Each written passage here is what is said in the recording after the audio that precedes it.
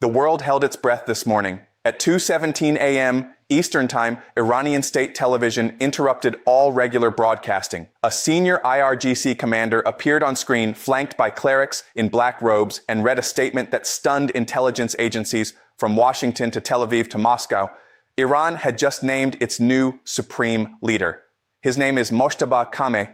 He is 56 years old. He is the son of the man America and Israel killed 10 days ago. And within hours of stepping into the most powerful seat in the Islamic Republic, he delivered a message directly aimed at the United States. A message that most of the major networks are covering with one headline, one sentence, and then moving on. I'm not moving on because what he actually said, the full statement, the specific language, the words that were translated but never broadcast in full, tells you something about the next phase of this war that nobody is prepared for. I've been tracking this story since the first strike on February 28th. I've read the intelligence assessments, the IAEA reports, the statements from the IRGC, the leaked transcript of Mojtaba's first national address, and what I found in those documents is worse than any headline you have seen today.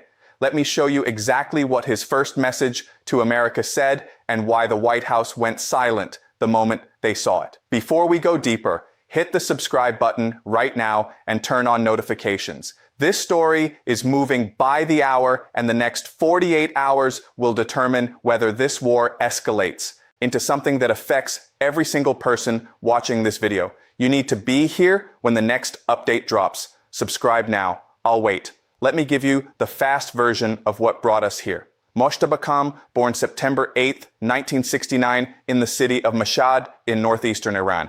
He grew up as his father, Ali Kameh, rose from a revolutionary cleric to become the supreme leader of the Islamic Republic in 1989.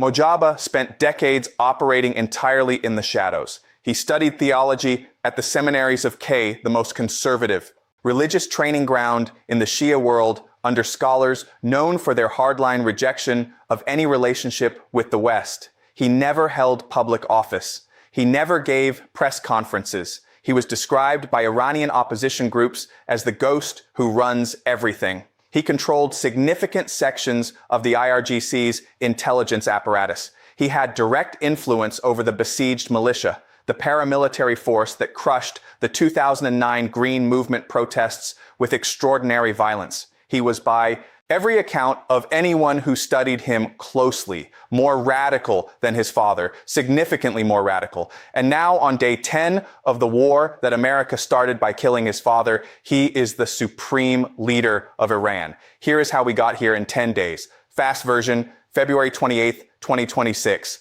Day 1, the United States and Israel launch Operation Epic Fury. Joint strikes hit over 2,000 targets inside Iran. In the first wave of attacks, a precision strike on Thrawn kills Supreme Leader Ali Kameh, the man who had ruled Iran for 37 years. The White House names the operation. The world goes into immediate shock. March 1st through 4th, Iran retaliates. Hundreds of drones and ballistic missiles hit American military bases across the Gulf. Qatar, Bahrain, the UAE, Kuwait, Iraq. 6 U.S. service members are killed in the first days. The Pentagon confirms the deaths.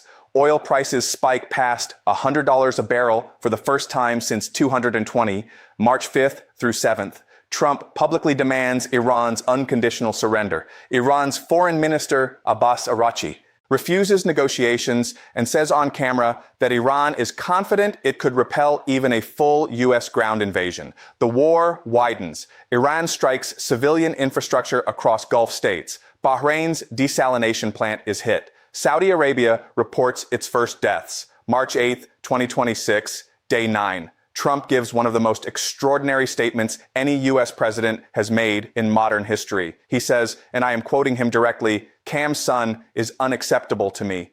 The next Iranian leader will not last long without my approval." A sitting American president is publicly trying to dictate who leads a foreign nation. Hours later, defying Trump's warning entirely, Iran's Assembly of Experts convenes. They pick Mojtaba Kameh, the son of the man America killed. The IRGC pledges immediate allegiance. March 9th, 2026. Today, day 10. At 2:17 a.m. Eastern, the announcement is broadcast worldwide. By morning, Mojtaba Kameh has delivered his first statement. Oil prices soar another 12%. The seventh American soldier is confirmed dead. And the path to any negotiated end to this war, according to Reuters, Sky News, and analysts at every major think tank, has just been closed. That is the setup. Now, let me show you what the documents say. Okay, the evidence. I want to walk you through three specific pieces of information that the mainstream coverage is not connecting. First, his inaugural address, Moshtaba Kham's first national address, was broadcast this morning. It has been translated and circulated widely. But what most outlets reported was a shortened version. The full transcript, circulated by Iranian state media and verified by independent Persian language journalists, contains language that went unreported in English. He did not simply say Iran would continue to resist. He used a specific phrase in Farsi that translates directly to, and I want you to hear this carefully, a slap to America's face that history will remember. He said Iran had achieved, quote, victory in the first 10 days, not a symbolic victory. He listed it: the killing of American soldiers, the disruption of oil infrastructure, the forcing of the United States to issue evacuation orders for its own diplomats. In his first statement as supreme leader of Iran, Moshtaba Kham declared those things victories, and he promised directly that the nation's will never be broken and Iran will stand firm against Western aggression until its final demand is met. What is Iran's final demand? The complete withdrawal of American forces from the entire Middle East. Read that again. That is not a negotiating position. That is a statement of war aims. Second, the IRGC's energy warning. Hours after Moshtaba Khamenei was confirmed, a senior IRGC commander, Ibrahim Zulfighari, issued a direct warning to every Gulf Arab state hosting American military assets. The statement, broadcast on Al Jazeera and confirmed by Iranian state media, said this: regional American allies must stop the United States or face further reprisals. Then it added this sentence, the sentence that every energy market analyst is focused on right now. The IRGC warned explicitly of an energy war. That phrase, energy war, means one thing in the context of the Persian Gulf. It means the Strait of Hormuz. Approximately 20% of the world's daily oil supply passes through that narrow waterway. If Iran closes it or even threatens to close it credibly, the economic consequences for the United States, Europe, and Asia are catastrophic. Brent crude is already at $100 per barrel today. The pre-war price was $64. That is a 56% increase in 10 days. If the Strait of Hormuz is disrupted even partially, every serious energy economist has the same model. Brent crude goes to between $140 and $180 per barrel. American gas prices reach between $7 and $9 per gallon within 30 days. This is not speculation. This is the documented consequence of a Hormuz disruption. And the IRGC is now using the exact language that precedes it. Third, what the appointment itself means. Reuters published a headline this morning that should be the lead story on every channel. It reads, Iran's choice of Moshtaba Kham appears to close path to swift end to war. Sky News, reporting on Moshtaba's background and his hardline ideology, published this. His appointment doesn't bode well for peace. The New York Times described him as a mysterious figure, and that is the polite version.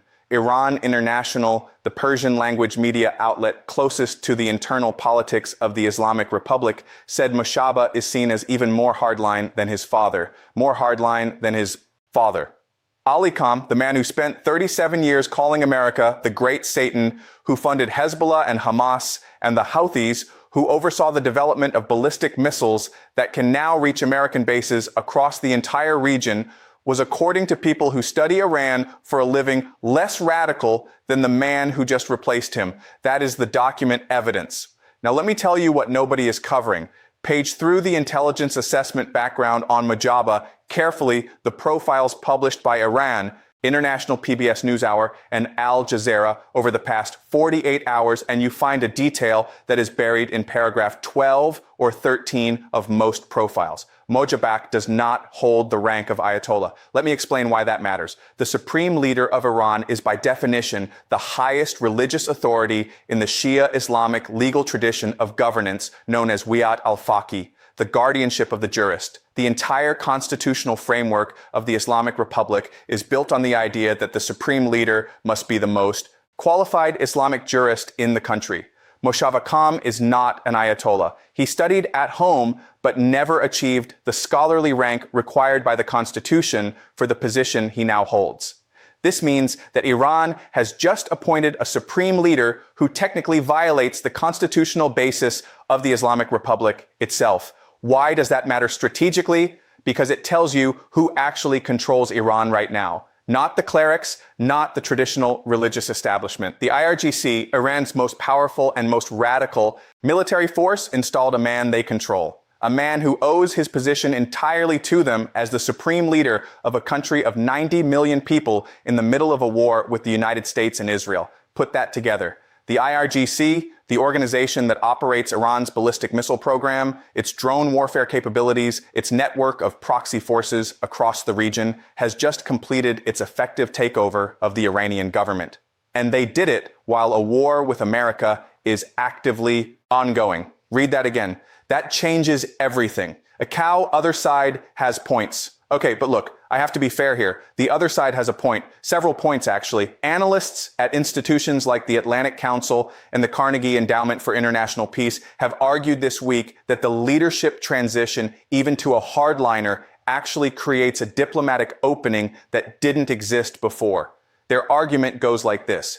First, Motorab Akam has no public record, no speeches, no stated positions, no formal commitments. A leader with no public record is actually easier to negotiate with secretly than one who has decades of documented anti-American statements. There is no face to lose. There is no speech to contradict. Second, the IRGC's support for Mojaba paradoxically might make a ceasefire easier, not harder. The theory is this: the IRGC controls the military. If the IRGC wants to fight, they fight. If the IRGC wants to stop, they stop. A supreme leader who is a creature of the IRGC can authorize a stop without it being a capitulation by the political establishment. Third, Iran is under enormous economic pressure. Oil at $100 is actually a benefit for Iran's oil revenues in the short term, but the war is destroying Iran's civilian infrastructure.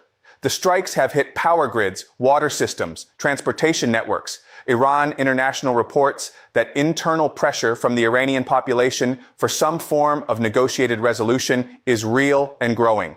John Bolton, the former national security advisor who has spent decades advocating for regime change in Iran, said on Fox Business this week, "The appointment is not necessarily the disaster it appears. Sometimes you need to talk to the people who actually hold power." Fair point. Don't dismiss it what the other side has going for it. Mashkaba's unknown record creates a possible diplomatic slate. IRGC control makes ceasefire orders more enforceable. Iranian civilian suffering creates internal pressure for de-escalation.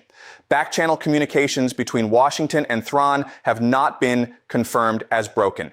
Jonathan Panikoff, director of the Scowcraft-Oft Middle East Security Initiative at the Atlantic Council, said this on CNBC this morning. Trump could declare victory in Iran today. His argument is that the nuclear sites have been struck, the ballistic missile infrastructure has been damaged, and the regime has been decapitated once. A declaration of military success creates the space for both sides to stop. That is a serious argument from a serious person.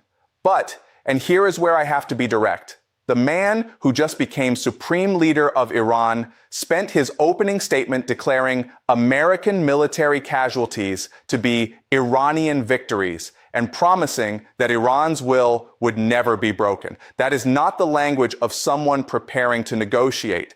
That is the language of someone preparing to fight. Whether the reality behind the scenes matches the public rhetoric, that is the question that the next 72 hours will answer. This moment didn't happen in a vacuum. Here is the backstory. You need to understand it. For years across multiple American administrations, Republican and Democratic, the United States pursued a strategy toward Iran's nuclear program that toggled between negotiation and maximum pressure without ever resolving the core tension.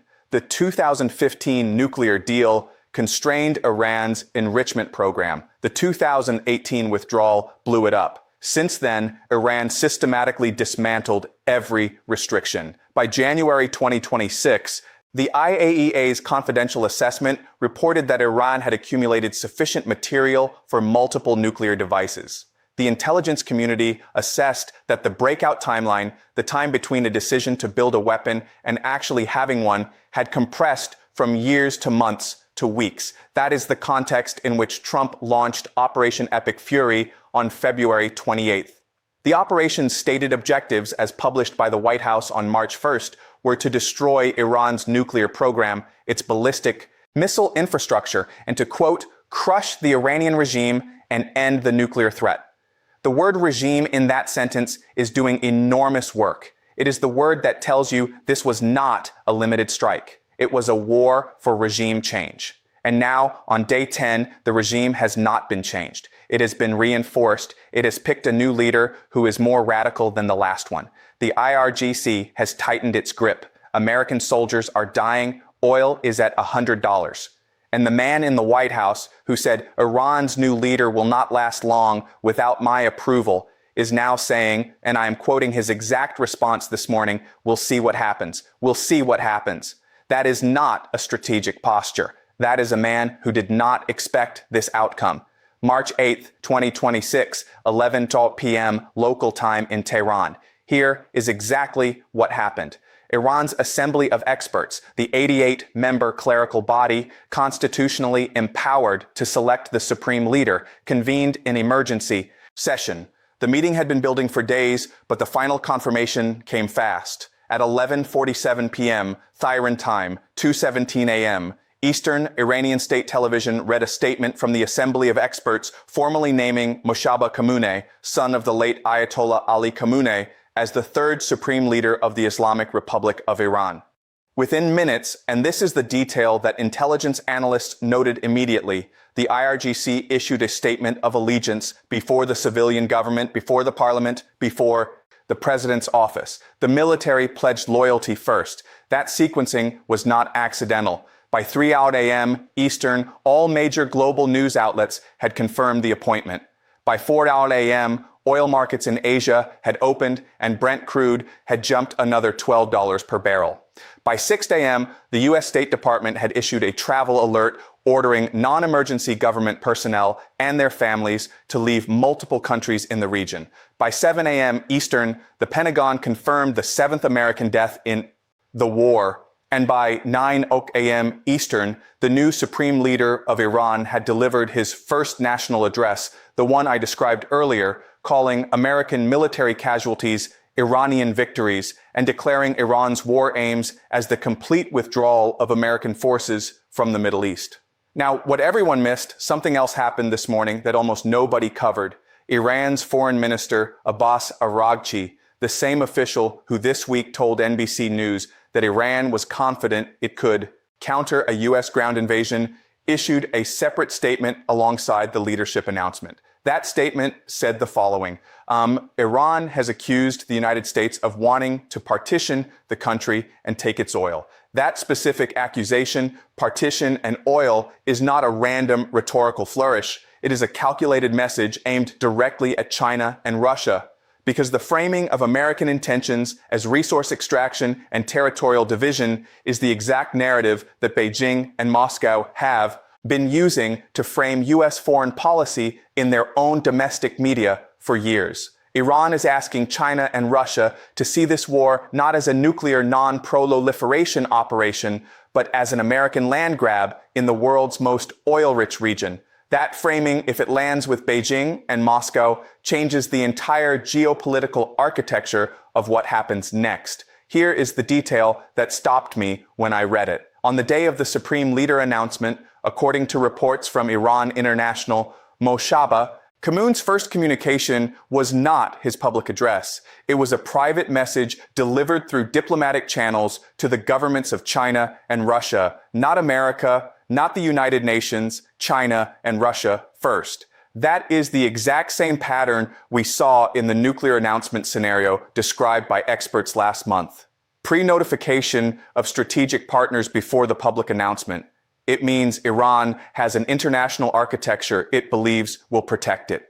And the first act of the new supreme leader was to activate that architecture. Don't go anywhere, because what I show you next changes the entire strategic picture. Drop your prediction in the comments right now. Do you think this war escalates further, reaches a ceasefire, or spirals into something that pulls in China and Russia? Then keep watching. The experts section is where this gets specific. What are the experts actually saying? Jonathan Panikoff, Director, Scowcraft Oft Middle East Security Initiative Atlantic Council, speaking on CNBC this morning. Trump could declare victory in Iran today. The nuclear capabilities have been struck. The ballistic missile infrastructure has been damaged. The regime has been decapitated. There is a path to declaring success and stopping. Plain English, there is an off-ramp. The question is whether either side takes it. Dr. Vali Nazar, Dean Emeritus of Johns Hopkins School of Advanced International Studies, one of the most respected Iran scholars in the world. His assessment published this week, the appointment of Mujtaba closes the path to a swift end to the war. Iran has chosen continuity and defiance over negotiation. Key there. He used the word closes, not narrows, not complicates, closes. General Jack Keane, former Army Vice Chief of Staff, Fox News senior strategic analyst, speaking this week on the Israeli strikes. The organizations that sustain Iran's regime are being targeted. The goal is enabling regime change. But regime change is happening differently than expected. The regime is changing itself and choosing more defiance, not less. When even the most hawkish mainstream military analyst acknowledges the regime is adapting rather than collapsing, pay attention. The entire war plan was premised on the regime fragmenting under military pressure. It has not fragmented. It has consolidated. Reuters, citing diplomatic sources, published this sentence this morning. Iran's choice of Mujtaba appears to close path to swift end to war. That is not an opinion piece. That is Reuters citing diplomatic sources saying the peace window has closed. Sky News analysis published today what we know about Iran's new supreme leader, Mujtaba, and why his appointment doesn't bode well for peace when Reuters and Sky News, neither of which traffics in alarmism, are both publishing the same conclusion on the same day that is the professional consensus forming in real time. Consensus from experts across the political spectrum. The appointment represents escalation continuity, not de-escalation. The IRGC's control over the new leader makes any order to stop fighting more enforceable, but only if the IRGC decides it wants to stop. And right now, the IRGC has just installed their man as supreme leader in the middle of a war. They did not do that to negotiate sensitive SAC. Let me tell you why this directly affects your life right now, this week. Not in some abstract geopolitical sense. In your wallet, your family, your job, your money. Oil is at $100 per barrel this morning. Before Operation Epic Fury launched 10 days ago, it was $64. That is a 56% increase in 10 days. The national average for gasoline in America before the war was $3.18 per gallon. You are now paying more. But here is what the models say about what comes next. Chatham House, one of the most respected international affairs research institutions in the world, published an analysis this week. Even at current price levels, without a Hormuz closure, inflation in the United States, Europe, and Asia will accelerate in 26. Supply chain costs across every sector that depends on shipping will rise. Transportation, manufacturing, food, distribution, all of them move on fuel. Bloomberg published this headline 3 days ago.